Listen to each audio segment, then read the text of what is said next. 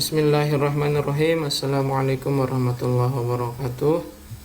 Alhamdulillahirabbil alamin wassalatu wassalamu ala asyrafil anbiya'i wal mursalin sayyidina Muhammadin wa ala ali sayyidina Muhammad, amma ba'du. Pada pertemuan yang keempat ini, materi yang akan saya jelaskan adalah tentang fish identification atau cara untuk mengidentifikasi ikan. Ini bisa digunakan sebagai bekal untuk membuat tugas khususnya bagi kelompok ikan.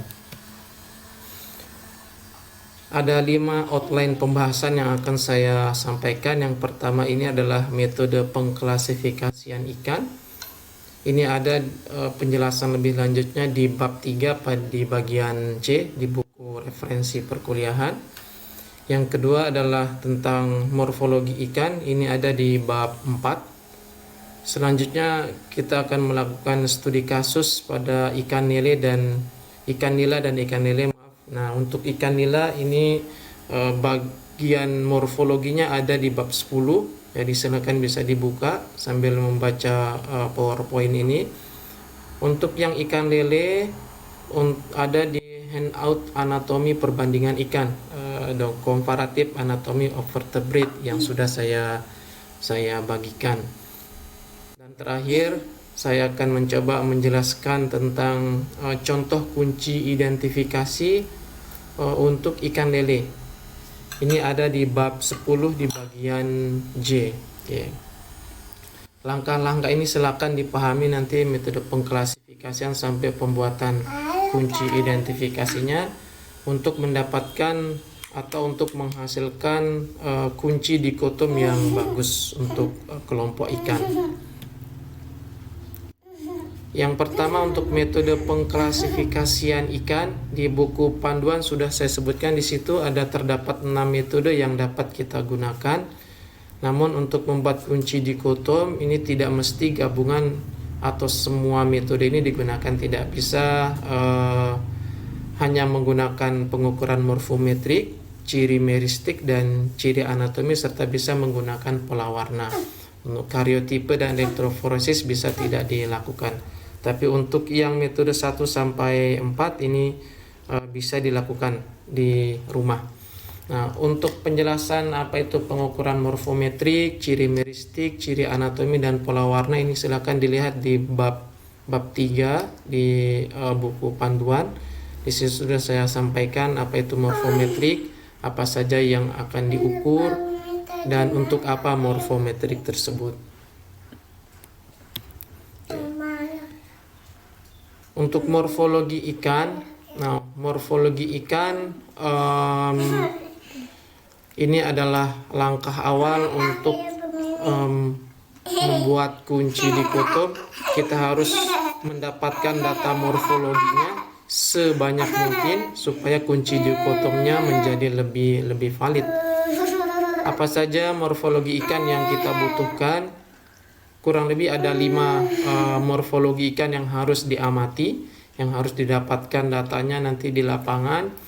Yang pertama, kita harus mempelajari ukuran standar tubuh ikan yang digunakan dalam pembuatan kunci dikotom. Nah, ini ada di gambar 4.1 di buku panduan. Di situ ada panjang total, kemudian panjang sirip, panjang ekor, terus lingkar tubuh, diameter mata, ada di gambar 4.1. Jadi ukuran standar tubuh ikan ini dia diukur dengan penggaris sehingga nanti hasilnya itu adalah satuan panjang dari tubuh ikan. Nanti di slide selanjutnya saya jelaskan untuk apa kita mengukur bagian-bagian standar tubuh ikan ini. Morfologi ikan yang kedua yang harus diamati adalah sirip ikan. Sirip ikan, penjelasan lebih lanjutnya ada di gambar 4.2 sampai 4.6. Di situ sudah saya jelaskan jenis-jenis siripnya berdasarkan posisinya. Ada sirip kaudal, sirip abdominalis, dan sirip-sirip yang lain. Dan juga di gambar, kalau saya tidak hilap, di gambar 4.6 dari 4.5 sampai 4.6, di situ ada susunan siripnya. Ada sirip yang disusun oleh tulang atau duri yang keras dan ada duri yang lunak, dan itu juga harus diambil datanya, berapa jumlah duri kerasnya dan berapa jumlah duri lunaknya pada sirip ikan. Morfologi ikan selanjutnya yang harus diamati adalah tentang sisik ikan. Ini ada di gambar 4.7 sampai 4.9. Ada 4 tipe sisik pada ikan, mulai dari plakonoid, sikloid, kemudian ganoid. Itu harus ditentukan nanti di ikan kalau kita mau mengidentifikasinya, ikan tersebut ini memiliki sisik yang bertipe apa. Karena tipe sisik pada ikan ini mencerminkan bagaimana perilakunya di habitatnya. Misalnya ikan yang berenang cepat, sisiknya dia lebih kecil dibandingkan dengan ikan yang berenang lambat atau bahkan dia hanya berenang di daerah sekitar itu. Nah, morfologi selanjutnya adalah mulut ikan. Mulut ikan ini ada beberapa tipe, ada di gambar 4.10, mulai dari tipe terminal, kemudian tipe mulut yang subterminal, itu ada penjelasannya di gambar 4.10. Jadi nanti kalau mendapatkan ikan, lihatlah tipe mulutnya. Tipe mulutnya masuk ke tipe yang nomor berapa. Silakan dipelajari yang gambar 4.10. Dan terakhir, morfologi yang harus diamati adalah bentuk tubuh ikan. Nah, ini ada penjelasannya atau ada gambar skematiknya di 4.11 sampai 4.12. Ya, ada yang tubuhnya membulat, ada yang fusiform, ada yang meruncing dan lain sebagainya. Sekali lagi, bentuk tubuh dan ukuran morfologi ikan yang lain dari nomor 1 sampai 4 juga bisa menggambarkan bagaimana ikan tersebut hidup di habitatnya dan bisa digunakan sebagai ciri khas dari ikan tersebut. Nah, ini contohnya perbedaan morfologi dari beberapa spesies ikan. Ini ikan yang biasa kita lihat sehari-hari. Yang ini adalah ikan nila. Bentar, saya ini dulu. Laser point. Yang ini ikan nila. Ini adalah ikan lele dan ini belut. Nah, dari 3 individu ini, 3 spesies ini sudah terlihat perbedaannya secara morfologi. Oke, jadi nanti perbedaan-perbedaan atau ciri morfologi yang kita dapatkan dari 3 ikan ini digunakan untuk pembuatan kunci dikotom. Oke, yang mencolok di sini adanya sungut pada ikan lele atau disebut dengan ikan berkumis, sedangkan pada ikan nila tidak ada. Begitu pula dengan di belut tidak ada. Kemudian keberadaan sisik. Nah, sisik di ikan nila terlihat jelas, sedangkan di lele tidak ada. Begitu pula dengan pada belut. Nah, itu yang saya sampaikan tadi di slide selanjutnya. Keberadaan sisik, ukuran sisik itu menunjukkan perilaku hidupnya di habitat masing-masing. Kalau belut karena dia harus masuk ke substrat, begitu pula dengan lele masuk ke substrat, sehingga dia tidak membutuhkan sisik yang banyak atau bahkan tidak memiliki sisik untuk melicinkan badannya. Nah, ini pada ikan nila di bagian gambar 10.1 di bab 10. Di bab 10 sudah saya tulis di situ nama-nama bagiannya untuk masing-masing bagian tubuhnya yang bisa dipelajari sendiri. Untuk bagian morfologi ikan yang lain nanti bisa mengikuti bagian morfologi pada ikan. Namun mungkin nanti ada beberapa bagian pada ikan lele atau belut atau spesies yang lain yang tidak dimiliki oleh ikan nila. Gimana cara mengetahui bagian tersebut? Itu dicari dengan pencarian literatur secara mandiri. Jadi misalnya ada 10 nanti spesies yang didapat. Nah, 10 ini bagian-bagian tubuhnya mungkin akan ada perbedaan. Outline selanjutnya, nah ini dari ciri morfologi itu bisa untuk pembuatan kunci dikotom atau untuk mengidentifikasi hewan. Nah, untuk memperkuatnya kita menggunakan ciri anatomi. Bagaimana cara mendapatkan data ciri anatomi ya? Tidak ada jalan lain selain pembedahan. Oke, ini ikan lele dan ini ikan nila yang sudah saya bedah tahun kemarin. Kemudian saya bandingkan atau kita bandingkan bagaimana anatominya antara ikan nila dan ikan lele, dan ternyata memang terlihat adanya perbedaan secara anatomi. Tidak hanya morfologi, anatomi mereka pun juga berbeda karena perbedaan perilaku hidupnya di habitat aslinya. Oke. Bagian-bagian anatominya ini nanti bisa dibaca sendiri. Ini sudah saya tunjukkan bagian-bagiannya, dan bisa juga nanti dipraktikumkan secara mandiri di rumah untuk memperkuat ingatan. Biasanya kalau kita hanya melihat gambar hasil pembedahan orang, itu daya simpannya di otak kita itu jauh lebih pendek dibandingkan kita yang membedah sendiri, kemudian kita mengamati langsung bagian-bagiannya. Ya. Nah, beberapa organ yang berbeda pada ikan anatomi ikan lele dan ikan nila yang ini, sistema respiratorium atau sistem respirasi.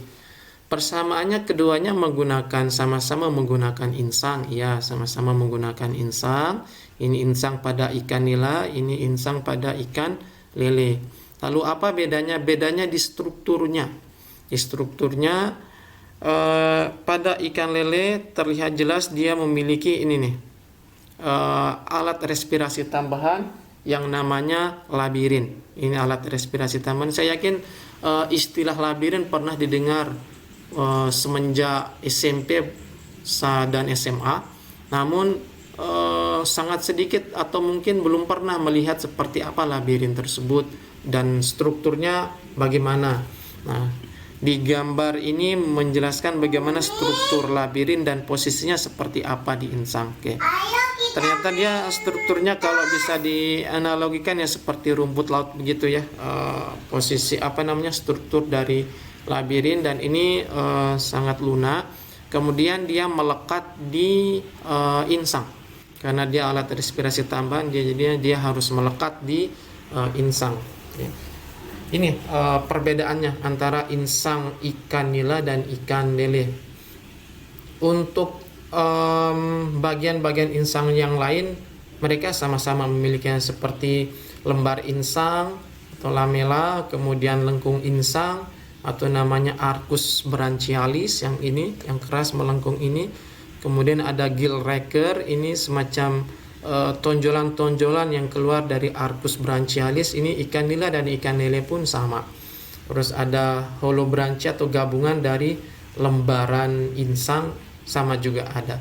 Nah, nanti di spesies ikan yang lain bisa jadi sistem respirasinya berbeda. Kemarin saya mengamati sistem respirasi pada ikan laut. Ternyata gill rakernya jauh lebih panjang dibandingkan ikan nila dan ikan lele. Seperti itu. Dan mungkin akan rekan-rekan mahasiswa bisa menemukan perbedaan struktur yang lain. Semakin banyak spesies ikan yang diamati, maka semakin banyak perbedaan struktur yang didapatkan. Lalu apa saja yang berbeda selain sistema respiratorium? Sistem-sistem organ yang berbeda bisa dilihat di handout pembedahan yang sudah saya sampaikan. Saya hanya menyampaikan dua sistem. Sistem yang kedua ini sistema digestorium, sistem pencernaan. Secara umum ikan nila dan ikan lele memiliki organ pencernaan yang sama namanya. Dari esofagus, hepar juga ada, ventriculus lambungnya yang ini, kemudian bile duct dan intestine ada, anusnya pun juga ada. So, apa bedanya? Bedanya di sini coba perhatikan. Ya, dari sini di intestinnya, panjang pendeknya intestin. Terlihat di sini intestin pada ikan lele jauh lebih pendek dibandingkan intestin ikan nila. Nah, dari perbedaan struktur ini kita bisa mempelajari lebih lanjut dengan menimbulkan pertanyaan baru, mengapa dia bisa berbeda strukturnya seperti ini. Nah, ternyata salah satu jawabannya adalah kebiasaan makan ikan nila dan ikan lele ini berbeda. Ikan lele ini dia dikenal sebagai karnivor, sedangkan ikan nila dia dikenal sebagai omnivor, tapi lebih mengarah kepada herbivora atau pemakan tumbuh-tumbuhan. Nah, ternyata ikan-ikan yang golongan herbivora dia membutuhkan usus yang lebih panjang untuk mencerna makanan yang lebih banyak mengandung selulosa.